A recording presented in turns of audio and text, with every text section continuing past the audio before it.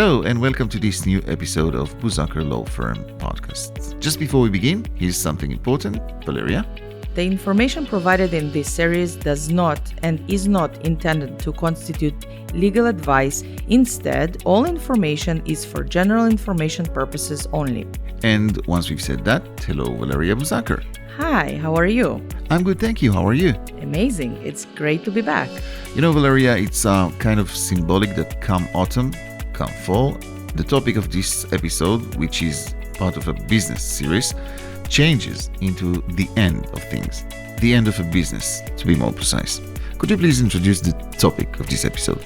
So actually we are going to talk about the end life cycle, which is the beginning for the entrepreneurs, and it creates opportunities for entrepreneurs who want voluntarily or forced to get rid of their business.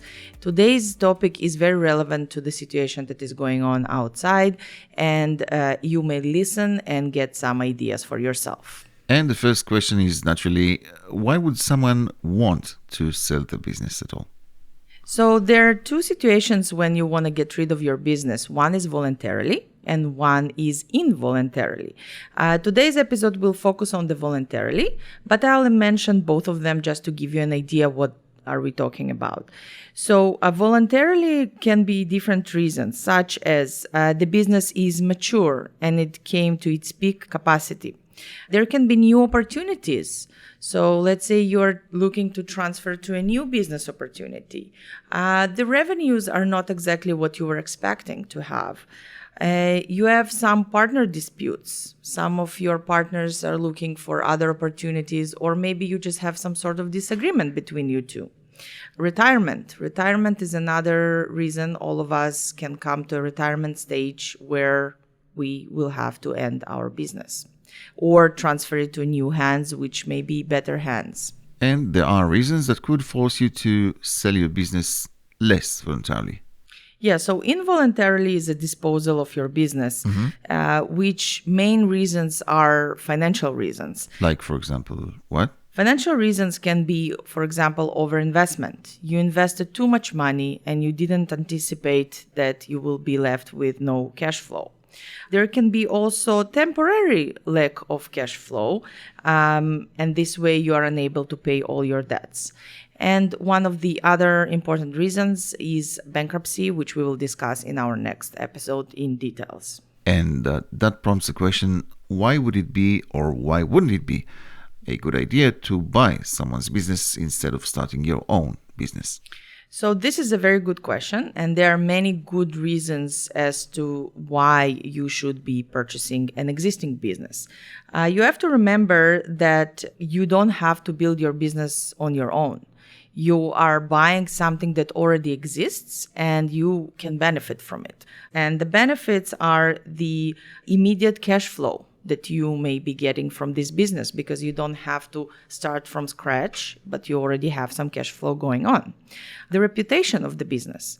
So let's say tomorrow John Doe opens a business. Who is John Doe? No one knows. But if you are buying an existing business, means it already has its reputation and you are buying this reputation. There may be existing customers, hopefully. This is one of the main reasons why would you buy this business. Because if there are existing clients or customers to this business, means that you already know to whom you are going to sell your services or products. It's a big component of your business. This is how you're getting paid. Which means that you don't have to gain those customers, which could take time. It's a process, for sure. Yeah. It's time consuming. So the other reasons can be marketing reasons. Marketing is very costly and it's a long-term investment. Marketing is counter-related with clients, branding, and all of that. So if you have good marketing in place, means you have a good brand, means you have clients, means everything is working smoothly. Marketing is also, as I mentioned, is costly. So it means that all this money was already invested for you and you are buying something that was already invested. Right. There are many other reasons, and I'll just mention one last thing, which is the training of the employees and having employees in place.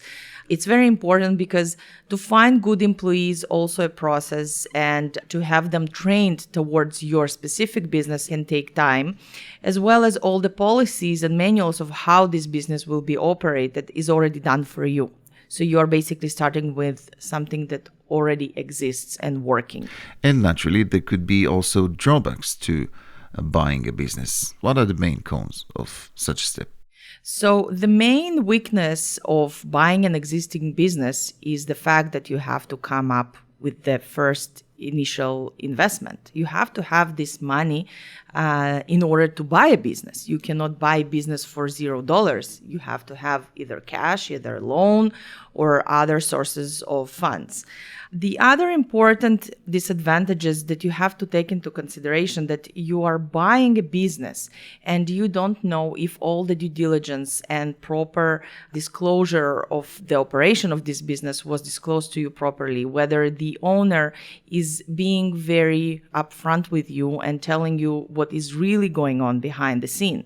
It can create many different issues with it, whether he invested some money and you are not aware of, whether his employees are working for, let's say, 5 or 10 years and they don't have an agreement in place. This can be a big influence for you because you will be struggling with labor issues, with lawyers and any implications that related to that. Also, you have to keep in mind that when you are buying a business from someone who has certain personality and has relationship with employees, with vendors, with contractors, and many of them will be working with this personality, not necessarily with the new personality, with the person who is buying this business. That relates, of course, also to customers. Exactly. The basic of every business is relationships. And the question if you will be able to maintain the same relationship and the same attention that the previous owner had, and it may be created through the years. So not necessarily because your personality is not so good, but because you just came in. You're a new person to this business. Valeria, let's talk a little bit about the technical aspect of selling a business. There's a significance to the way it's done, right? For sure. So there are many ways of how you can sell or buy. Obviously it comes together of your business, but I'll talk about the two main ways of how it's done. The first way is sale of all your shares of your corporation. Usually sale of shares of your corporation will be preferred by the seller for many tax reasons. There is also an option of selling all the assets of your corporation, and this will be the buyer's preference, again, for tax purposes.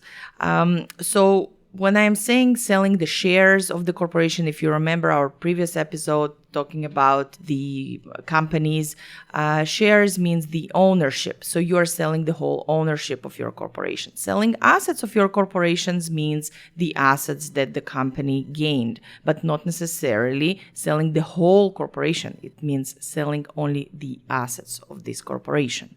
There are also ways of combining both and selling, let's say, partially the shares as well as partially the assets. Depends on the reasoning behind it. It's also very common, no matter what kind of sale that you are choosing, to remember that the seller often is hired as an expert to the company, and by that he can train the employees. He can give you an idea of how this business was operated. This is a very crucial part of the transaction, and you have to remember this option to have him on board. He can be a member of board of directors, he can be an officer, he can be an external counsel, or any other type that you may choose that works for both of you successfully. Interesting. Well, that's it for today. Just before we conclude, let us remind you that our next episode is going to be about selling your business less voluntarily. Yes, stay tuned. Definitely. Valeria Buzanker of Buzanker Law Firm, thank you very much for this episode. Thank you. It was a pleasure. See you next time. Bye-bye. Bye-bye.